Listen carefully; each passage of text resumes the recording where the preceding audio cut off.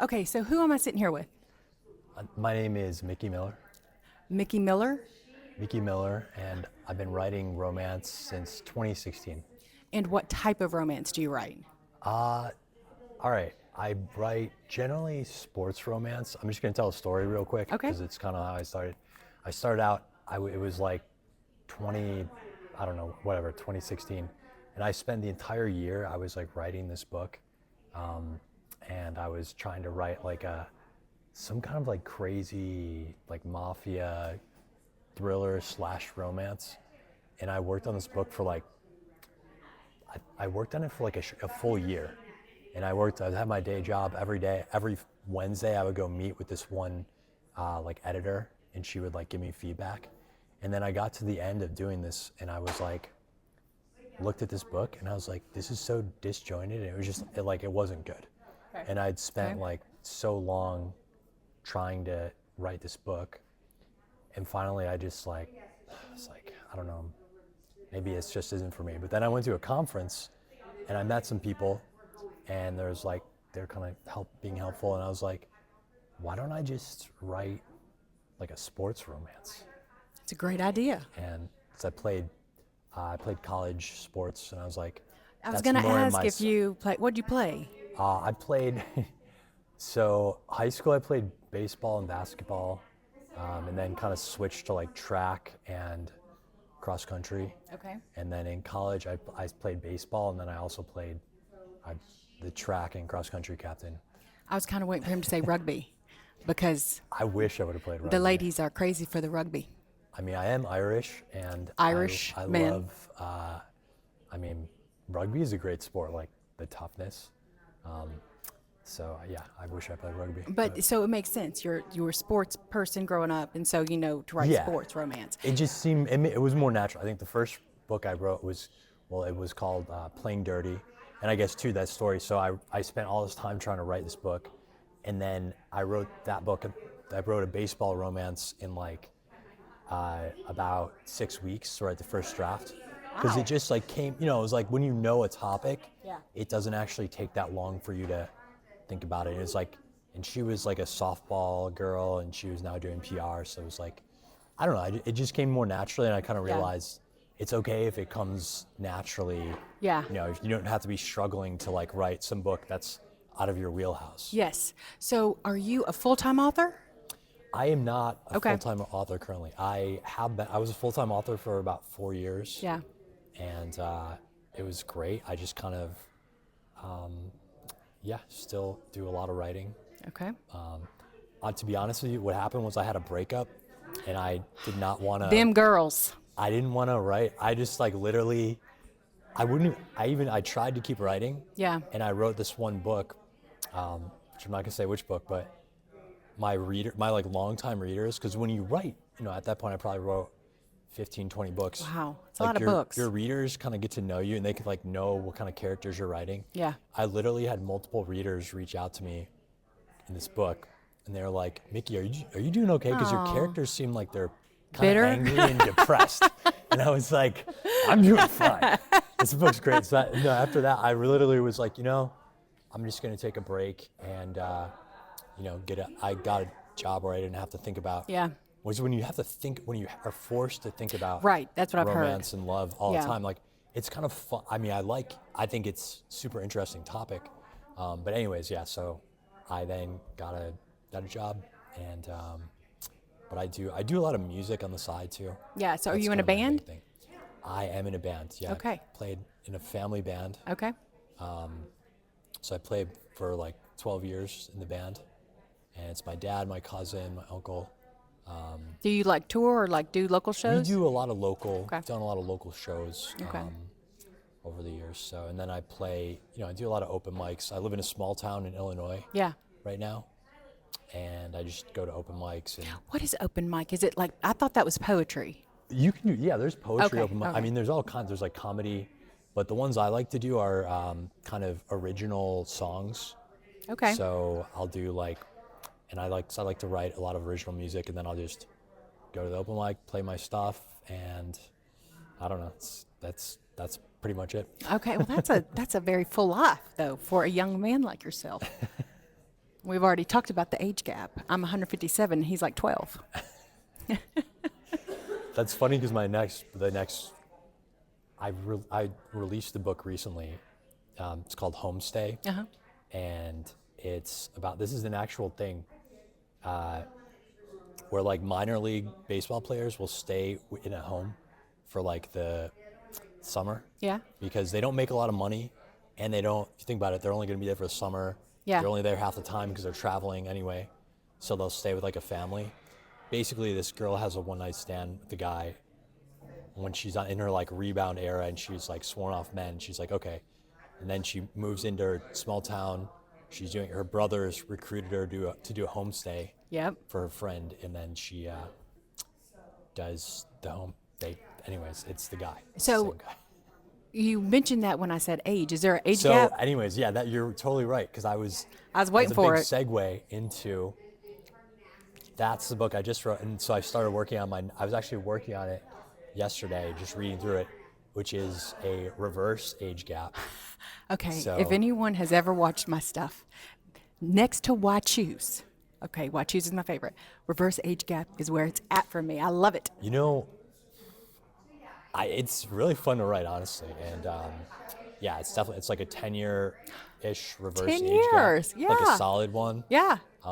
You know, she's like 39 in the story, and So she's not 48 is what I'm hearing. she's not 48. Wow. I mean, that could be Perhaps you should write that next. maybe that'll be the next one. Okay, there we go. You heard it here. But Just make sure you write the dedication to me. no, and it's funny because I was literally thinking to myself, I don't know. You know, I'm at the point, like I said, I have a job. Like, I really just write.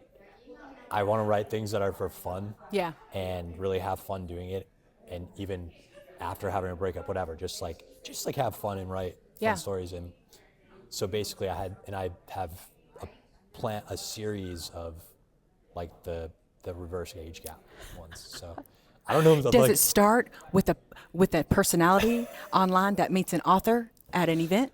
I never have done the meta one. I feel like that hits too close to home. Oh, not at all. But, I would love to read that one. I don't know, and I don't. Funny thing is, I don't know if that's a popular trope or not, but I guess we'll find out. It is for me. And so when I do my videos and I talk about reverse age gap, because I'm reading one by Kim Holden, who wrote The Bright Side, and she wrote Gus, and this third one is An Eye for an Eye. She just released it. It's reverse age gap, but it's like 34 and 26. I'm like, not big enough. Nope, not big enough. She's not old enough yet. Anyways, so let me ask you a question. I think. Go ahead. Anyways, yeah, go ahead. I'm not gonna. When you get big, when you get big time, are you going to tell your ex-girlfriend to shove it? You could have had this, mofo? Or No, you know, it's so funny. I mean, like, everyone is like the villain in someone's story, and it's the truth. it's. Do you know every I'm the different villain in day. some people's stories? And I don't. No, that's not possible. Right? Look at me. From your vibe, I could never. I'm believe so that. sweet. I'm kind of an asshole, though, if they're an asshole to me. I will say that. I could see that. Absolutely. I'm sorry. Go ahead. This is about you. Yeah, no, I think if I'm ever,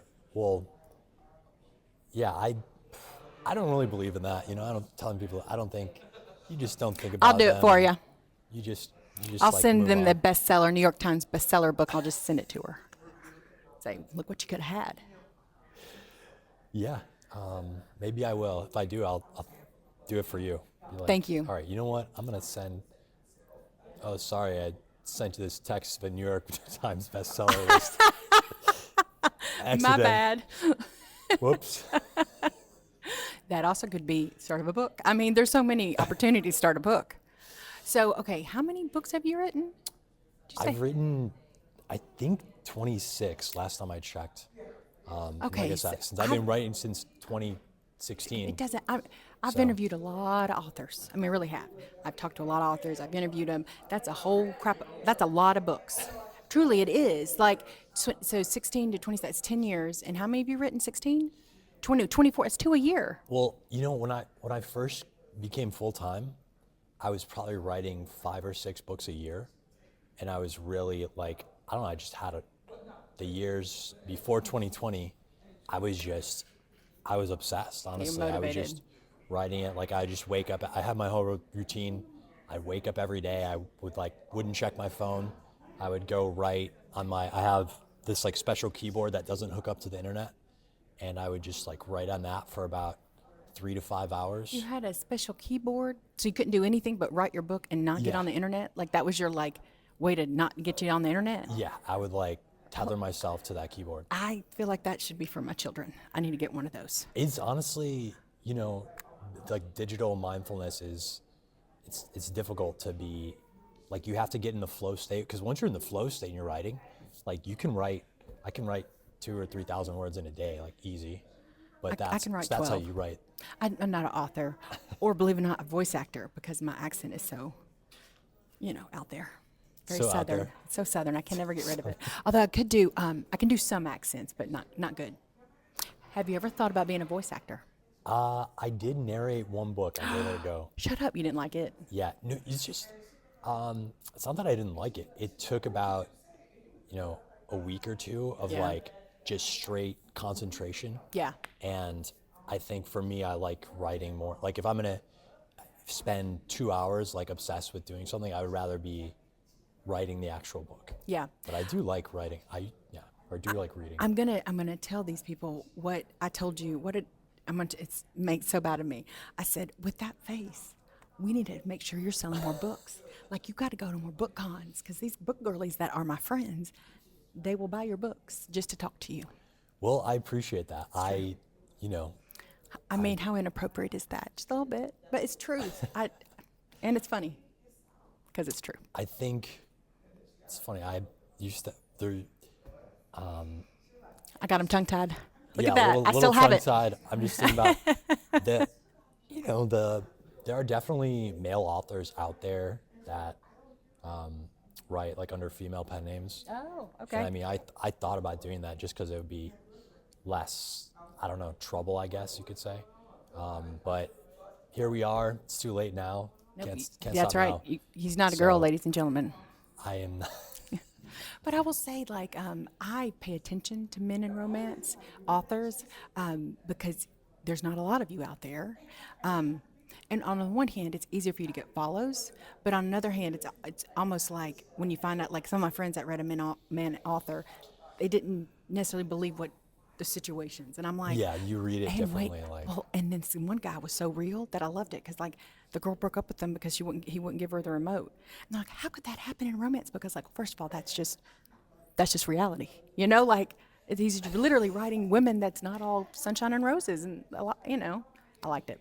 I think, I mean, I saw on TikTok there was a post about like men writing romance. It wasn't very nice to men writing romance, and I thought, it's because there might be some guys that say, oh, they're like opportunistic and they want to like make money, and then that gives like male authors like a bad rap, or they're just frankly like not good authors. I mean, I think for me personally, I read a lot before I started writing. Like I remember the first inkling I even had of writing romance was, I read a historical romance when I was in the Peace Corps. It's called Letters from Paraguay. I need a 17-hour interview with you, because I want to talk to you about Peace Corps, but we're not going to go there. But you read a memoir? So there's this book. It's called Letters from Paraguay, and it's a historical romance. We were talking about your Gen X and like different social media uses. I had no iPhone in the Peace Corps, and I had run out of things to do and read.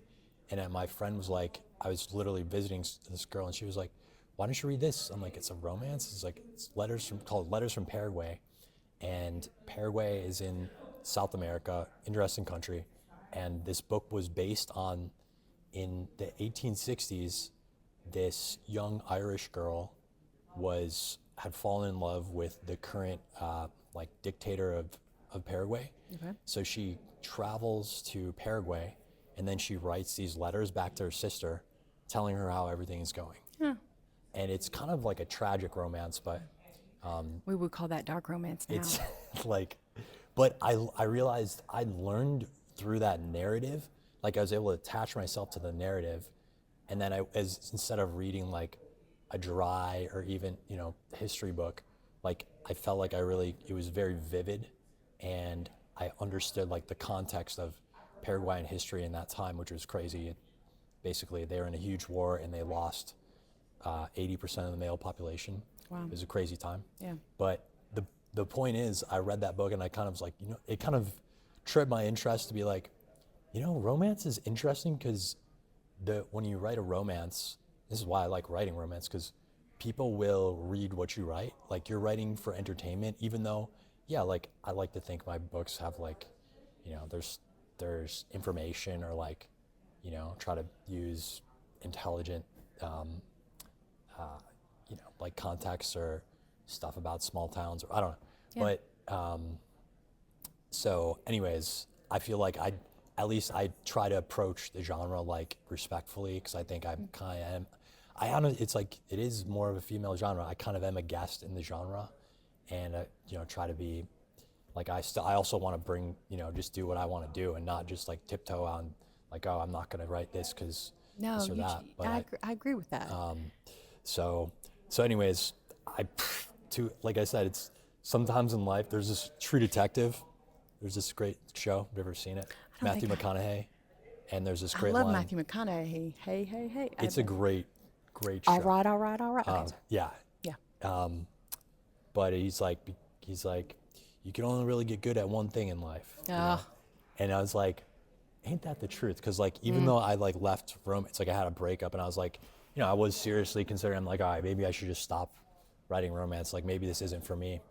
But I had already, it's like after you've put in years of like reading obsessively like books about plot, or just like reading romances to get, reading a lot of books, I'm like, I enjoy writing a romance. So I enjoy doing it. Okay, so where can these ladies out here find you this year? Well, I'm Mickey Miller pretty much everywhere on TikTok or Instagram. Or Mickey? Mickey Okay. Miller, Mickey Miller Writes. Are you going to any events coming up? I do not have any events right now? Okay. scheduled. I'm kind of in the writing cocoon and just, just taking it. I just moved to a new town. Yeah. So I live in this small town house. Small town romance. He's going to write next. Where I can actually, like, I have a big office. Oh, that's nice. Without having to pay a crazy mortgage. Yeah. And just hang out with my dog. I have a 5-month-old lab. Who's watching the lab? So while you're here? She's at this like boarding place, or? Yeah, outside of town. So. All right. Okay, probably getting really personal. Yeah, no, she'll be good. Okay, so all right. Well, thank you for talking to me. Right. I appreciate it. Again, you can find him, Mickey Miller, on socials. And tell us your favorite book you want to tell these people. If you're going to start with one book, which one would it be? If you're going to start with one book from me, I would say you should start with. God, this is so funny. I'm going to say The Girl with No Name. The Girl with No Name. Yeah. Oh, that's interesting. All right. Well, thank you so much for sitting down and talking with me. It's very nice to meet you. All right. Thank you, Precious. You're welcome. First of all, I feel really small. Do you feel really small next to him? I'm used to it. Are you really? Yeah. Okay, so who am I here with today? I am Simone Sumner. And I am Voss Koning. And why are you at this book event? Simone, what do you do? I am a dark trauma romance author. Okay, girlies, this is our chance. Dark trauma. You know you want it. All right, and what do you do, Voss? I am a spicy audiobook narrator. You know how I knew that? I knew that right off the bat. Do you want to know how? Your mask. The mask? Yep. The mask. Do you wear the mask everywhere? I do. Yeah? As Voss, yes. As Voss, okay. All right, so you guys have a project together, yes? We do. Okay, what is it? I wrote #StalkMe. You can see this. I'm just going to get it a little closer to the camera. We love our Starkle romances, right? We do. We love them.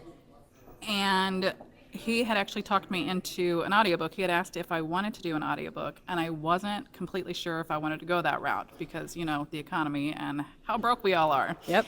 And he read a snippet from the book as the MMC, and I melted to the floor, as any girl would. Yep. And that convinced me, and I hired him as the MMC. And how was it going? Like, when did it release? The audiobook released in January. Okay. The book itself released in October 1st. Okay. And since January, we have, besides what we sold yesterday, we're up to 112 audiobook sales. That's awesome. All because he read to her.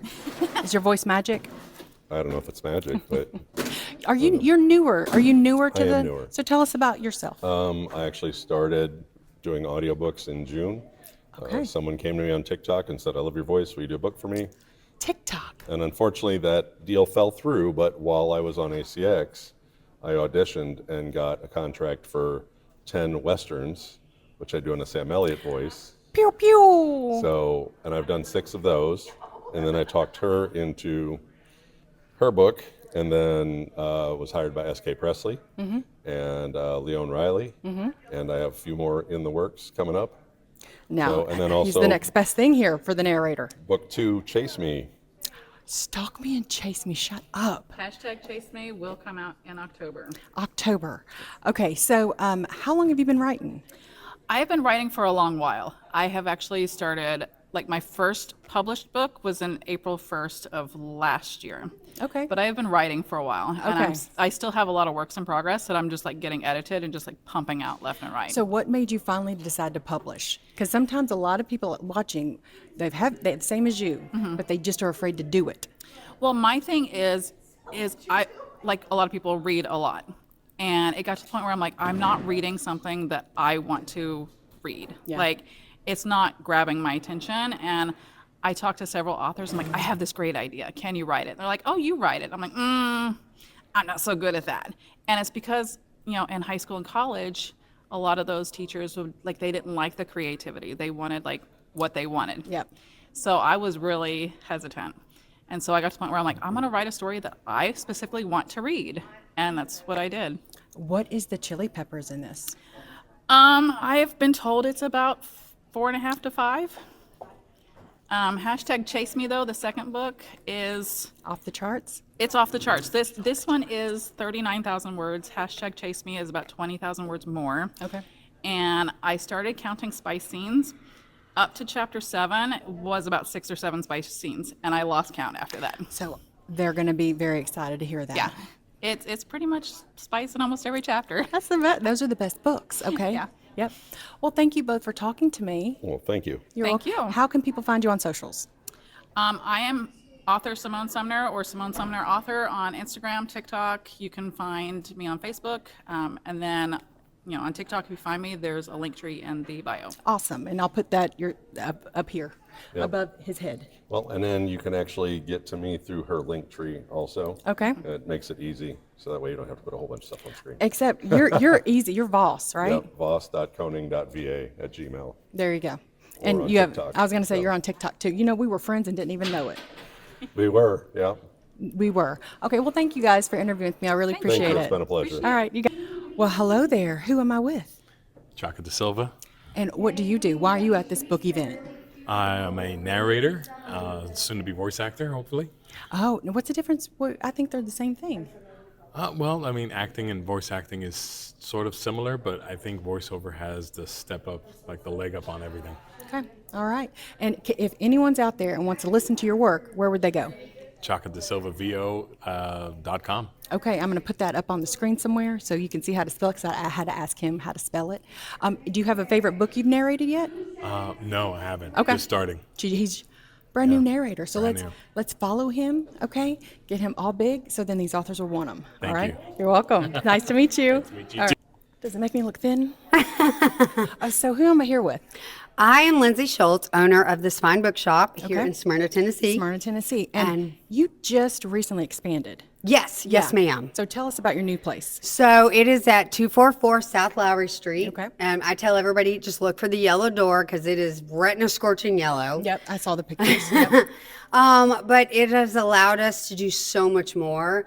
And we have expanded on so many books that we can have and so many more things that we can do in the books. Like, this is our second year of our conference, and we have doubled it from last year. Yeah. And we have so many new authors in there that we didn't have room for last year, but we do now. And it's just, we've become kind of an advocacy bookshop. Okay. We have lots of LGBTQIA, banned books. We have lots of Which, BIPOC. in the South is sometimes hard. Yes. And you sometimes get a lot of pushback for that. Yes, I have gotten considerable amount of But pushback. we know that all children need to read themselves in pages. So it's pretty Everybody important. should be able to have a book where they see themselves. Agreed. Inclusivity and representation is one of our top things with the books that we have. We're getting ready to start a disability pride section. Oh, that's great. So we're going to have fiction positive books about autism and Down syndrome and ADHD and neurodivergent. And we just want to have a bunch of books that make people that look like that and have those kind of issues feel seen Yeah. and valued. That's great.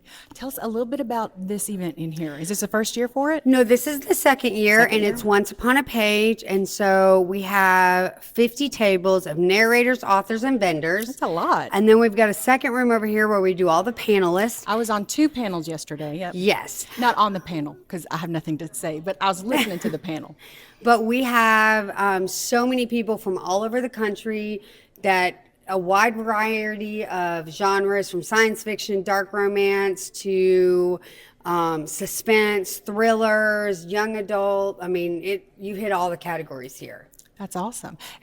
How do people find you? You can go to thespinebookshop.com. That is our website.